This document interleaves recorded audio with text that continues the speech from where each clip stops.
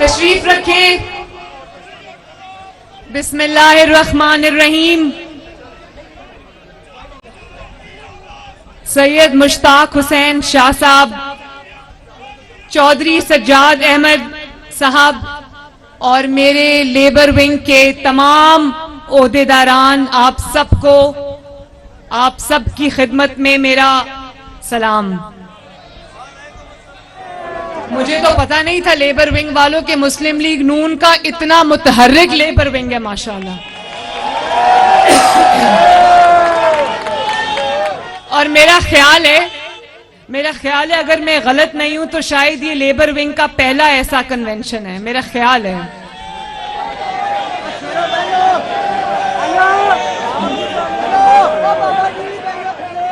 बहुत मुझे खुशी हुई है देख के कि हमारे मुल्क के जो मेहनत कश हैं, हमारे मुल्क की जो रीढ़ की हड्डी हैं, हमारे मुल्क के जो मजदूर हैं, उनका इतना बड़ा नुमाइंदा विंग और इतना मुतहर्रिक विंग पीएमएलएन में मौजूद है। आप सबको मेरी तरफ से शाबाश।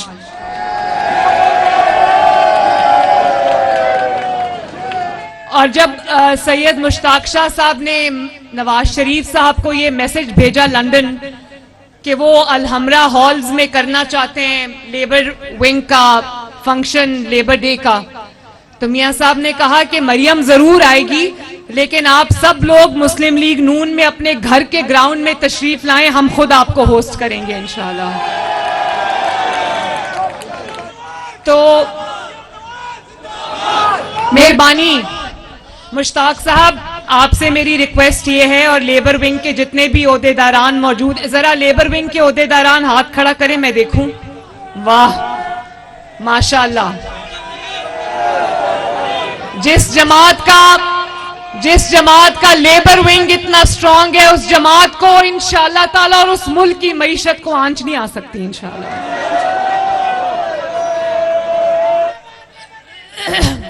मुश्ताक साहब, आप इसको लेबर विंग को और ज्यादा स्ट्रेंथन करें। इसमें जो मुल्क के मेहनत कश हैं, इस मुल्क के जो रीढ़ की हड्डी की हैसियत रखते हैं मजदूर, आप उनको और ज्यादा मुस्लिम लीग नून के फोल्ड्स में लेकर आए और अपने इस विंग को और ज्यादा मुतहर्रिक करें और मुल्क के कोने कोने तक इसको आप पहुंचाएं।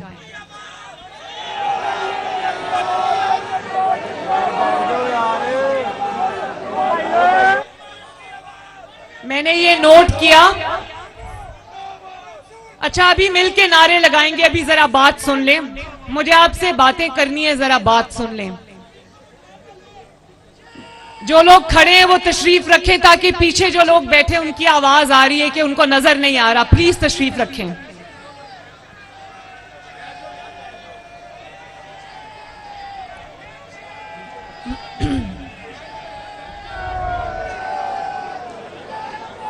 मुझे इस बात का इल्म है कि इतने मुश्किल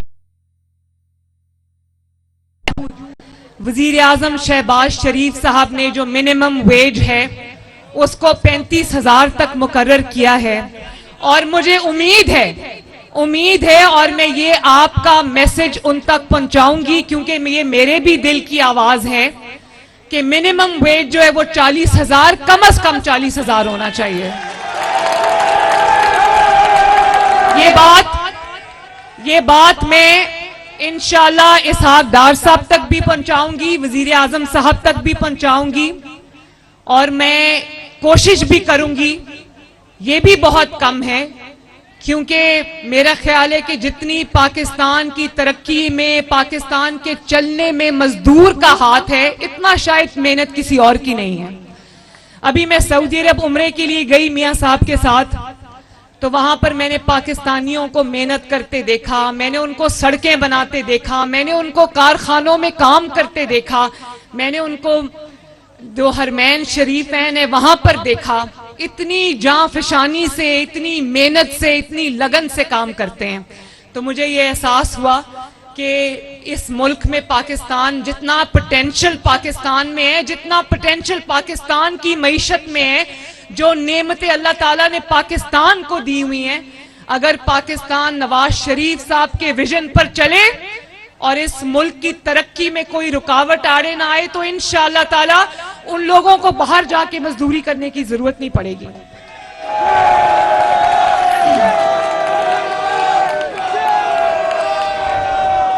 और मेरे भाइयों और बहनों, ज्यादा दूर की बात नहीं है, ज्यादा पुरानी बात नहीं है, ये 2017 की बात है। 2017 की बात है कि रोटी 2 रुपए की थी, मजदूर भी पेट भर के खाना खाता था, मजदूर के बच्चे भी पेट भर के खाना खाते थे, पेट भर के खाना खाकर सोते थे, दूध पीते थे, स्कूल जाते थे।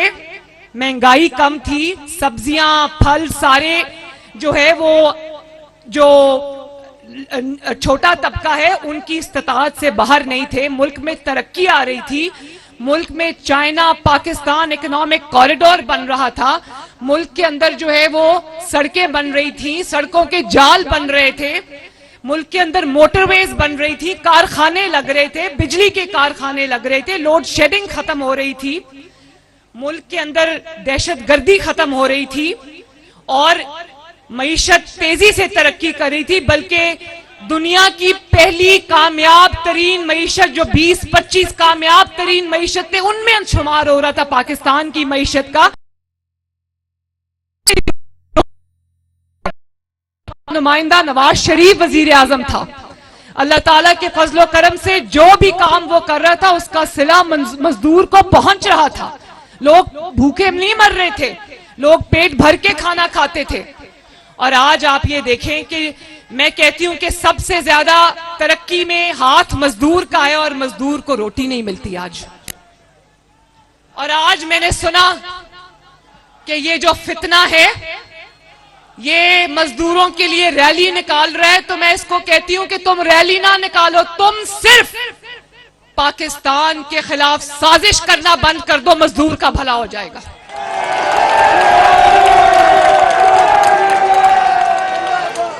तुम साजिशी तरीकों से अपने इक्तदार के रास्ते खोलना बंद करो, मजदूर की रोटी ठीक हो जाएगी इंशाल्लाह। और ये मैं आपको बताऊं, ये मैं आपको बिल्कुल खुदा लगती बात कह रही हूं, इस मुल्क के अंदर इतना पोटेंशियल है, इस मुल्क के अवाम के अंदर इतना पोटेंशियल है, इस मुल्क की तरक्की में एक शख्स हाइल है, उसका नाम है इमरान खान। और मैं आपको ये बात सिर्फ इसलिए नहीं कह रही कि वो मेरा सियासी मुखालिफ है, सियासी तो वो नहीं है, वो दहशतगर्द है। जो हमारे मजहब के अंदर फितने की डेफिनेशन है ना, आप वो उठा के देख लो, वो इमरान खान पे फिट आती है। मुल्क की तरक्की में एक ही चीज रुकावट है, मैं जीत जाऊं मैं तब मुल्क की तबाही करूंगा, मैं हार जाऊं मैं तब मुल्क को चलने नहीं दूंगा। उस शख्स का नाम है इमरान खान। खुदा के वास्ते इस मुल्क पर रहम करो।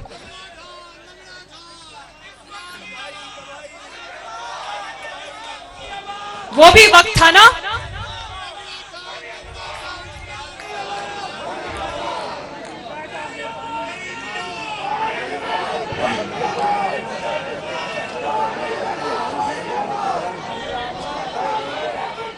मेरे भाइयों और बहनों, वो भी वक्त था ना जब डॉलर 97, 98 और 100 रुपए का था, वो वक्त था ना।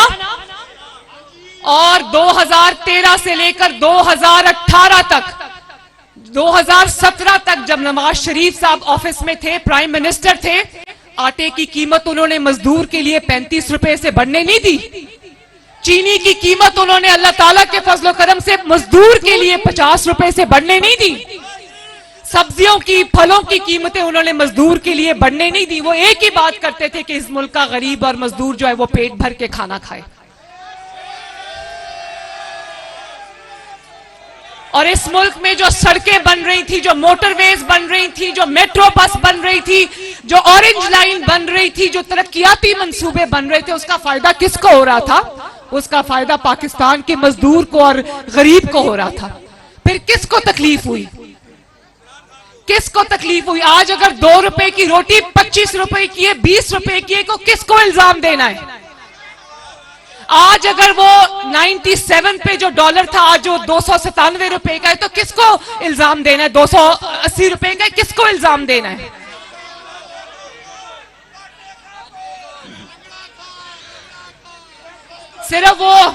सिर्फ वो खान जिम्मेदार नहीं है, पूरा गैंग है जो जिम्मेदार है, पूरा टोला है जिसने पाकिस्तान को नोच नोच के खाया है।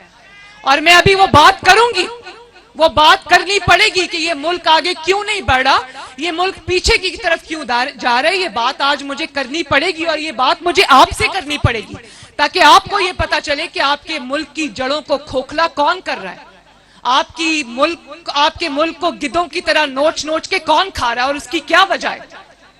आपको याद होगा ये जो गैंग है जिसका सरबराह सरगना इमरान खान है और जिसमें तरह तरह के पाकिस्तान का करप्ट तरीन जो शख्स उठा के देख लो वो इस गैंग में शामिल है, चाहे वो साकिब निसार हो या वो जनरल फैज हो या वो जस्टिस मुजाहिर अली नकवी हो या वो इनका कोई भी आलाकार हो, जिसको उठा के आप देखेंगे वो शख्स पाकिस्तान का करप्ट तरीन फर्द निकलेगा जो इसके साथ शामिल है। और 2017 में आपको याद होगा 2017 में जब नवाज शरीफ का और आपका पाकिस्तान तेजी से तरक्की कर रहा था, इमरान खान का 2014 का धरना फेल हुआ, 2017 का उसका 16 का लॉकडाउन फेल हुआ, जब पे दर पे उसकी हर चाल नाकाम हुई, तो उस वक्त जो जस्टिस खोसा था, आसिफ सईद खोसा, उसने देखा कि इमरान खान की तो हर चाल नाकाम हो रही। उसने इमरान खान को कहा कि इधर उधर मारे मारे क्या फिरते हो, मेरे पास लेकर आओ, मैं नवाज शरीफ को तुम्हारे रास्ते से कांटे की तरह हटाता हूं। और फिर आपने देखा कि नवाज शरीफ साहब को एक इकामा पर निकाल दिया गया, तो यकीन मानो उसका नवाज शरीफ को नुकसान कम हुआ, पाकिस्तान को नुकसान ज्यादा हुआ। और वो दिन है और आज का दिन है, पाकिस्तान जो है वो ट्रैक से उतर गया है, पाकिस्तान ट्रैक पे चढ़ता हुआ नजर नहीं आ रहा। और अगर आपको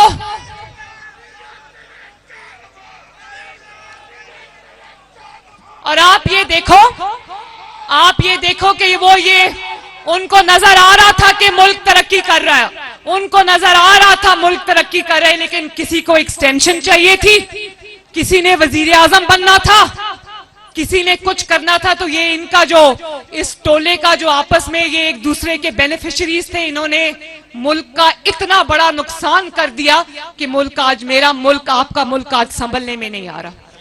और आज आप देखो, आज उसका रिपीट हो रहा है, आज उसका रिपीट हो रहा है। आज भी आप देखो, जब इमरान खान की हुकूमत खत्म हुई, शुक्र है खत्म हुई, लॉन्ग मार्च इसका नाकाम हुआ, जेल भरो तहरीक इसकी नाकाम हुई, नए चीफ ऑफ आर्मी स्टाफ की तकर्री को रोकने की साजिश इसकी नाकाम हुई, हर हरबा इसका नाकाम हुआ, असेंबलियां तोड़ने का फैसला नाकाम हुआ।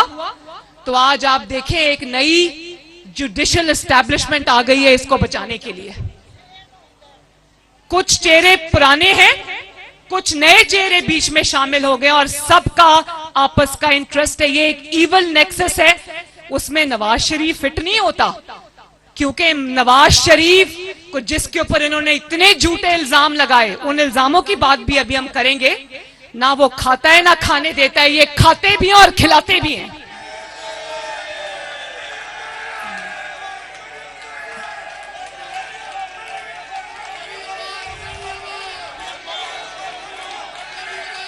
और आज आप देखो कि इसका हर हरबा, इसकी सियासत नाकाम हुई, तो बचाने के लिए वो 3 मेंबर बेंच आ गया। आज मुल्क को जितने भी आईनी और कानूनी जो हचकोले मुल्क खा रहा है, मसाइल जो पैदा हुए अभी रिसेंटली, उसका जिम्मेदार वो कंट्रोवर्शियल सुओ मोटो नोटिस है जो जस्टिस एजाजुल एहसन और मुजाहिर अली नकवी ने लिया। इमरान की जब सियासत हचकोले खा रही थी, पे दर पे नाकामी से दो चार हो रही थी, तो उन्होंने जस्टिस खोसा की तरह कहा कि ये तो नाकाम होता जा रहा है, इसको सहारा दो, इसको कंधा दो। तो वो जो केस लाहौर हाई कोर्ट में चल रहा था, उसको खींच के जबरदस्ती वो 3 मेंबर बेंच जो है वो अपने पास ले गया और सुओ मोटो नोटिस जो है उस पर लिया गया। और आप देखो आज पाकिस्तान में इतनी मईशत की बुरा हाल है, पाकिस्तान के अंदर तरक्की जो है उसको वो जाम हो चुकी है, लेकिन आप ये देखो मुल्क को किस किस्म के जबरदस्ती के मसाइल में उलझाया हुआ है। और आप देखो कि जस्टिस अतर मिनल्ला ने जब इलेक्शन का इन्होंने फैसला किया, इनको इलेक्शन की जल्दी नहीं है, इनको ये जल्दी है कि इनके होते होते इलेक्शन हो जाए, वरना हमें इलेक्शन जिताने वाला कोई नहीं होगा।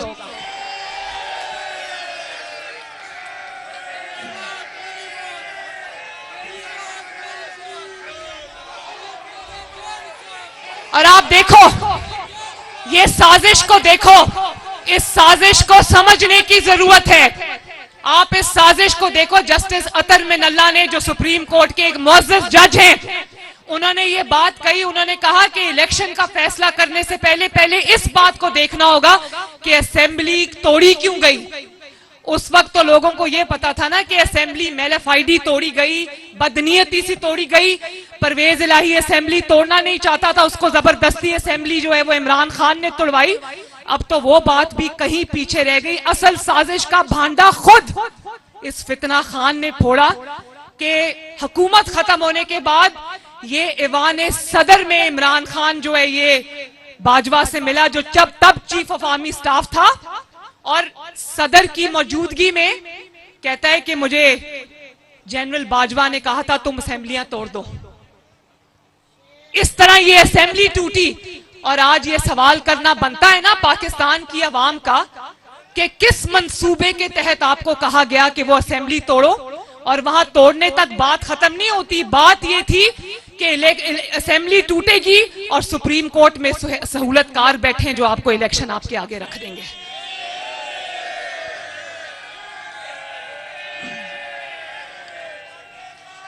और फिर इस नाइंसाफी की वजह से, इस साजिश की वजह से, देखें, इस साजिश की वजह से ये जो नाइंसाफियां हुई, जिस तरह से सुओ मोटो लिए गए, जिस तरह से कानून का, आइन का, इंसाफ का तमाशा बना के रख दिया गया, उस पे सिर्फ अवाम नहीं बोले, उस पे सिर्फ सियासतदान नहीं बोले, उस पे सुप्रीम कोर्ट के अपने ब्रदर जजेस बोल उठे, चीख उठे कि ये क्या हो रहा है। सुप्रीम कोर्ट के अंदर इतनी बड़ी रिवोल्ट खड़ी हो गई, इतनी बड़ी सुप्रीम कोर्ट के अंदर जो है वो जंग शुरू हो गई कि पाकिस्तानी कौम का सर शर्म से झुक गया।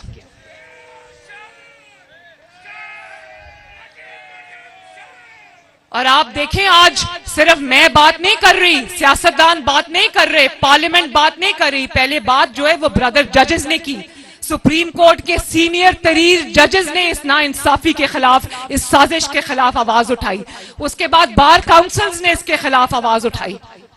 पहले तो अवाम के सामने ये आना चाहिए ना कि जनरल बाजवा साहब, जिसको आप मीर जाफर कहते थे, जानवर कहते थे, जिसको आप गद्दार कहते थे, उसके कहने पर आपने असेंबली क्यों तोड़ी?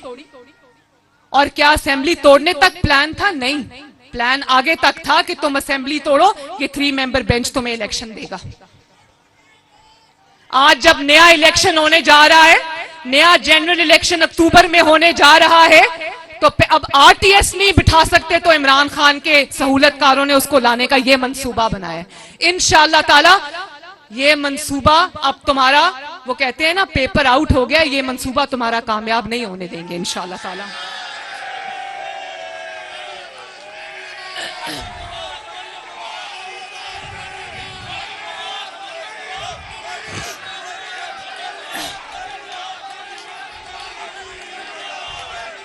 और आज भी देखो मेरे भाइयों, आज भी देखो मेरी बहनों, एक बात गौर तलब है, पीछे से बैठ के डोरियां कौन हिला रहा है? वो साकिब निसार जो रिटायर हो गया है, लेकिन इमरान खान को लाने के लिए एड़ी चोटी का उसने पीछे से बैठ के भी जोर लगाया हुआ है।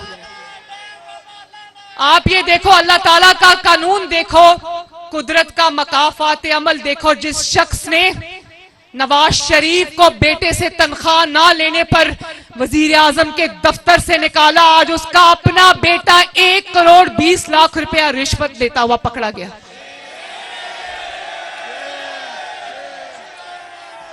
साकिब निसार का बेटा, उसकी ऑडियो हमने सुनी, उसका बेटा कह रहा है कि किसी को जो टिकट के लिए अप्लाई किया है पीटीआई के टिकट के लिए, उसको कह रहे हैं कि तुमने अगर 1,20,00,000 से कम लिए तो मैं तुम्हारी टांगे तोड़ दूंगा। चोर का बेटा चोर। और देखो, और ना सिर्फ ये कि चोर का बेटा चोर, लेकिन कैसी चोरी की ट्रेनिंग वालिद साहब ने दी हुई है। और अभी रिटायर्ड है, अभी रिटायर्ड है। सोचो जब ये साकिब निसार पाकिस्तान की सबसे बड़ी इंसाफ की कुर्सी पे होगा तब ये क्या नाइंसाफी करता होगा। तो आज पाकिस्तान की आवाम ये पूछती है, साकिब निसार साहब बताओ, अगर एक टिकट के तुम 1,20,00,000 ले सकते हो तो पनामा केस में नवाज शरीफ के खिलाफ फैसला करने के तुमने क्या लिया, मुझे बताओ आज।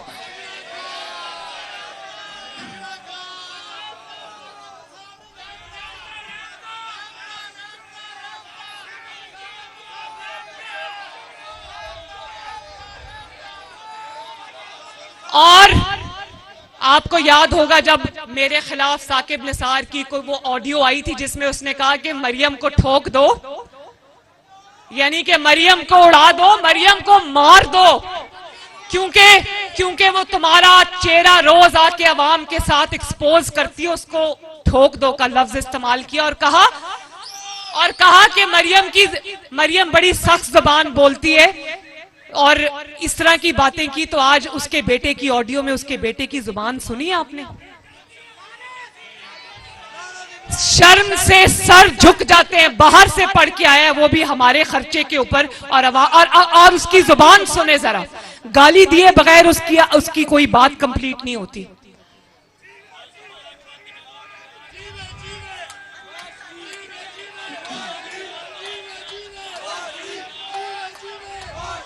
मुझे बताओ मेरे भाइयों और बहनों, नवाज शरीफ ने जब कहा था मैंने अपना फैसला अल्लाह रब्बुल इज्जत पे छोड़ दिया, तो आज नवाज शरीफ साहब को कुछ करने की जरूरत है?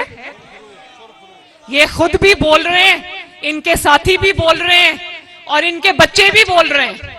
और उस मुल्क का हाल देखो, दुनिया के मुहज्जब मुल्कों में जो तरक्की करती हुई कौमें, वहां पर अदालतों में जाके देखो, वहां पर कॉन्स्टिट्यूशन पे फैसले होते हैं, आइन पे फैसले होते हैं, कानून पर फैसले होते हैं, मेरिट पर फैसले होते हैं। यहां कैसे फैसले होते हैं? यहां फैसले सासों के कहने पे होते हैं, यहां फैसले दामादों के कहने पे होते हैं, यहां फैसले बेटों की रिश्वतों पर होते हैं।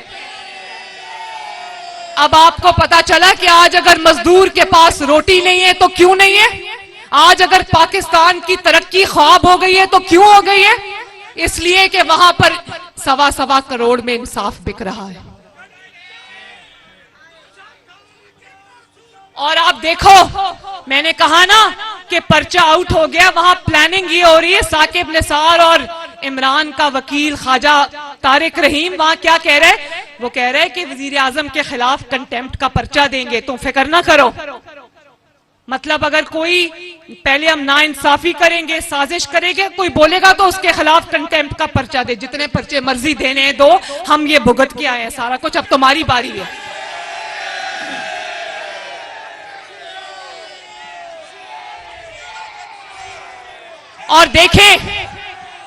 और आप देखें कि चीफ जस्टिस उमर अता बंदयाल साहब की सास कह रही है, उसकी सास कह रही है कि मैं इमरान के लाहौर के जलसे में गई थी, लाखों लोग थे, तो लाखों लोग थे, इसी तरह हर शहर में लाखों लोग उमर अता बंदयाल साहब के लिए दुआएं कर रहे हैं। तो जरा देखें तो सही, हर शहर में जाके लाखों लोग उमर अता बंदयाल साहब के लिए क्या कह रहे हैं।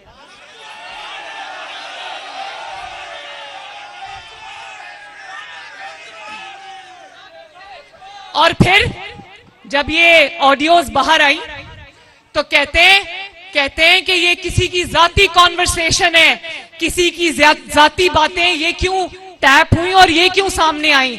मैं बिल्कुल इस हक में हूं कि किसी की जाती गुफ्तगू टैप करने का किसी को हक नहीं, लेकिन ये जाती गुफ्तगू नहीं, जिसमें मुल्क की तकदीर के फैसले हो रहे हो, वो जाती गुफ्तगू नहीं हुआ करती। जो चीफ जस्टिस की सास साहिबा हैं और उसके साथ जो ख्वाजा तारिक रहीम साहब की वाइफ हैं, वो गाजर का हलवा बनाने की तरकीब नहीं डिस्कस कर रही थी जाती गुफ्तगू के अंदर।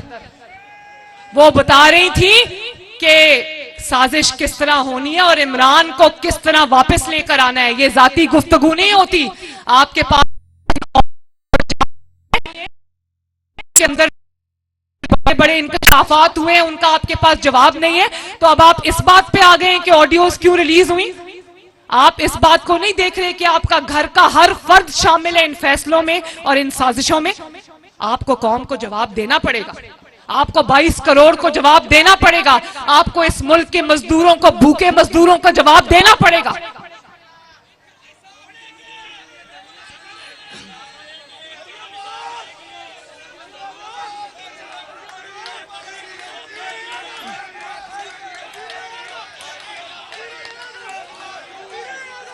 और आप देखो ये जो टोला है, ये जो गैंग है, ये किसको लाना चाहता है। जो आरटीएस बिठाकर जब हुकूमत में आया तो उसने मुल्क की मईशत का बेड़ा गर्क कर दिया, पाकिस्तान के ताल्लुकात पूरी दुनिया से तबाह कर दिए। आज जहां भी शहबाज शरीफ साहब जाते हैं, लोग कहते हैं पहले हमें ये गारंटी दो कि इमरान खान तो वापस नहीं आएगा। एक मुल्क को दूसरे मुल्क से लड़ा दिया, ये था उस आदमी का विजन। आज उसकी लाई हुई महंगाई और तबाही को हम ठीक करने की दिन रात कोशिश कर रहे हैं। वक्त लगेगा इंशाअल्लाह ताला, लेकिन पाकिस्तान इस बहरान से बाहर आएगा। और मैं उमर अता बंदयाल साहब से ये पूछती हूं, मैं 3 मेंबर बेंच से ये पूछती हूं कि आप किसके लिए कर रहे हो। ऐसे शख्स के लिए ये कर रहे हो जिसके पास ना किरदार है ना कारकर्दगी है। आप सिर्फ इसलिए जस्टिस मुजाहिर अली नकवी और जस्टिस इजाजुल एहसन को आप कटहरे में खड़ा नहीं करते क्योंकि आपकी मेजॉरिटी जो है वो कम हो जाती है सुप्रीम कोर्ट में। आप इंसाफ की सबसे बड़ी कुर्सी पर बैठे। और ये भी मैं आपको बता दूं, ये जंग इस 3 मेंबर बेंच की, सुप्रीम कोर्ट के जो मेंबर बेंच है, इनकी शहबाज शरीफ साहब से नहीं है। ये इनकी अगली तकरीरियां रोकने की है, क्योंकि ये जो सब एक गिरोह है जो ये समझता है कि अगर इनका बंदा ना आया तो इनकी जो पूछगिछ है वो शुरू हो जाएगी। ये सब एहतसाब से बचना चाहते हैं, समेत इमरान खान। आप देखें, इमरान खान तो आपको नजर आ जाता है ना, वो काली बाल्टी सर पे फेंक के रोज जान निकल पड़ता है। यकीन मानो बतौर सियासी वर्कर मुझे शर्म आती है जब मैं देखती हूं कि कोई ऐसा शख्स जो अपने आप को सियासी लीडर कहता है, वो अब काले डब्बे में अपना मुंह डाल के तो आ जाता है। ये जो मनाजिर है ना, ये काली बाल्टी, काला डब्बा, उसमें 2 आंखें बनी हुई हैं, ये दुनिया में कभी किसी ने नहीं देखे। लीडर सीना तान के पेश होते हैं।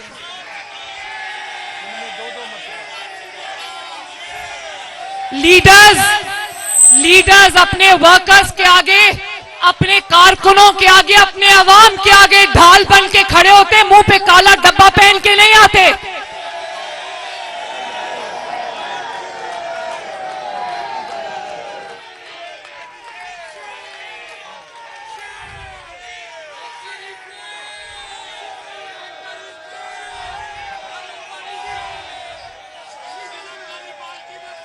किस शख्स को तुम हमारे सरों पर दोबारा मुसल्लत करना चाहते हो? उस शख्स को जो जब नशा करता है तो उसको समझ नहीं आती कि वो बोल क्या रहा है।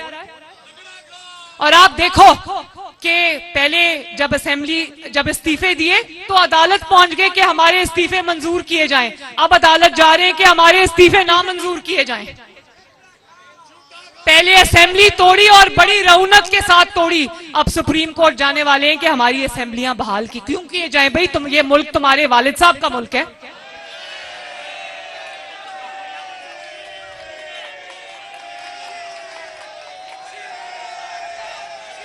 इस मुल्क के मालिक तुम नहीं हो। इस मुल्क का मालिक तुम्हारा मंशियात ज़्यादा दिमाग नहीं है। इस मुल्क के जो मालिक तुम्हारे सहूलतकार नहीं है। इस मुल्क के जो मालिक हैं वो 22 करोड़ अवाम है। और आप ये देखो,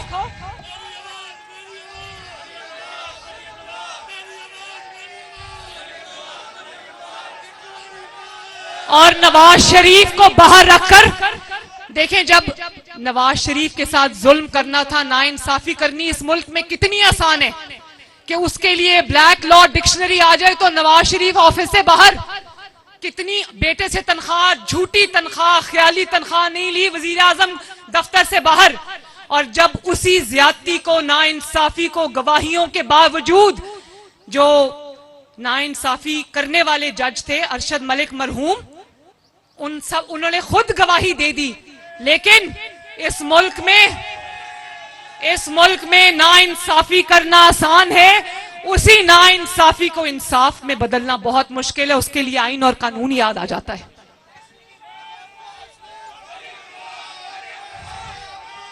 मैंने कहा था ना, नवाज शरीफ के 75 साला दौर में, एक मिनट, पाकिस्तान के 75 साल की उम्र में नवाज शरीफ के 9 साल निकाल दो, क्या बचता है पीछे? खंडरात बचते हैं पीछे। इस मुल्क से बिजली के मंसूबे, China Pakistan economic corridor, orange line जो है, मेट्रो बस जो है, मोटरवेज जो है, वो निकाल दो पीछे, क्या बचता है? पीछे खंडरात बचते हैं। नवाज शरीफ ने, अगर देखो, नवाज शरीफ के 9 साल में नवाज शरीफ ने अल्लाह के फजल करम से पाकिस्तान को इतना कुछ दिया, तो पाकिस्तान के जो पीछे 65 साल बचते उसमें क्यों नहीं किसी ने कुछ कर लिया? यही तकलीफ है। क्योंकि नवाज शरीफ आता है तो इस मुल्क की तरक्की के लिए दिन रात एक करता है, मजदूर की रोटी के लिए दिन रात एक करता है। और वो क्या करता है? जब वो आरटीएस बिठा के आता है तो वो घड़ियां बेचने का कारोबार शुरू कर देता है। वो घड़ियां बेचने का कारोबार शुरू कर देता है और उसके बाद उसकी बीवी जो है पिंकी पीरनी, वो एक अलग दुकान खोल लेती है। एक फाइल के 5-5 कैरेट के हीरो की अंगूठियां वो रिश्वत में लेती है। और एक फाइल पे दस्तखत के लिए वो कह रही थी फोन पे कि तुमने 3 कैरेट की अंगूठी दी, तो मैं 3 कैरेट की अंगूठी पिंकी पीरनी को कैसे दे सकती हूँ? कम से कम 5 कैरेट की तो दो।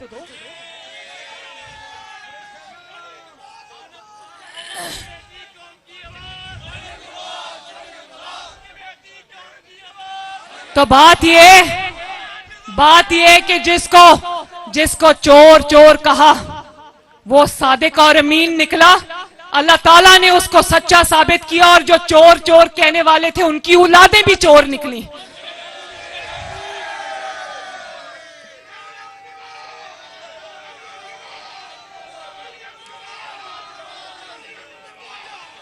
अब आपको पता चले, मैं आवाम से पूछती हूं कि अब आपको पता चला है कि असल सिसिलियन माफिया कौन है, असल गॉडफादर कौन है इस मुल्क के? ये वो हैं जो साजिशी गठजोड़ है, जिन्होंने पैसे बनाए भी हुए, खाए भी हुए, खिलाए भी हुए। ये कोई नेक नाम का बंदा इस मुल्क के सिस्टम के अंदर आने नहीं दे सकते, क्योंकि इन सब के पोल खुलते हैं, इन सब के जो चीजें वो सामने आती हैं, इनकी औलादों की चीजें सामने आती हैं। और इंशाअल्लाह ताला जो एक्सपोज हो चुके हैं वो तो कौम के सामने आ गया, जो एक्सपोज अभी नहीं हुए ये खुद ही एक दूसरे को एक्सपोज करेंगे। नवाज शरीफ साहब आराम से बैठकर मकाफात अमल देख रहे हैं।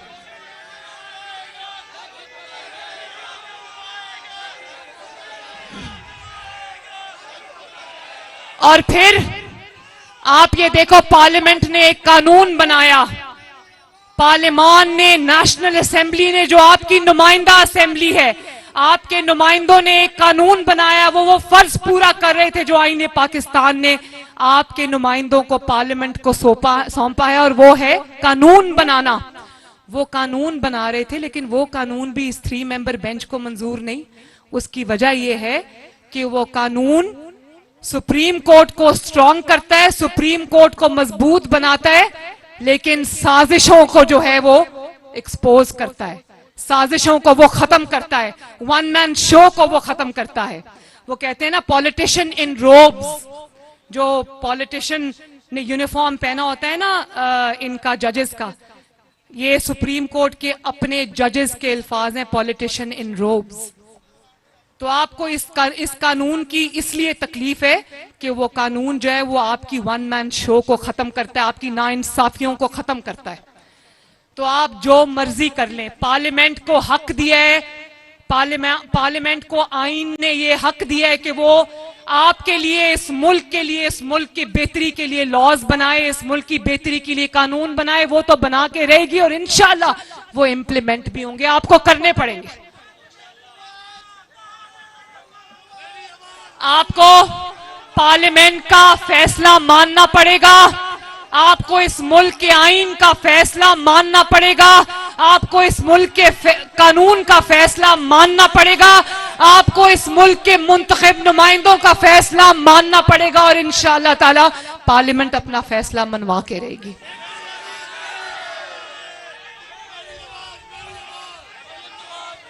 क्योंकि इस मुल्क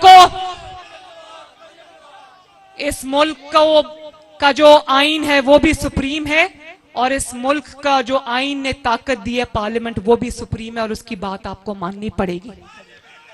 कौम नजर रख के बैठी है, कौम नजर रख के बैठी है कि ये क्या फैसले करते हैं, लेकिन मैंने नहीं देखा कि फैसलों से पहले इस कदर किसी की नामोशी हो गई हो। कोई भी इज्जतदार शख्स होता, इतने संगीन इल्जामात लगे, इतने संगीन सबूत सामने आए हैं, कोई भी इज्जतदार शख्स किसी मुहज्जब मुल्क में होता तो इस्तीफा देके घर चला जाता, लेकिन ये आज भी वहीं के वहीं बैठे हैं।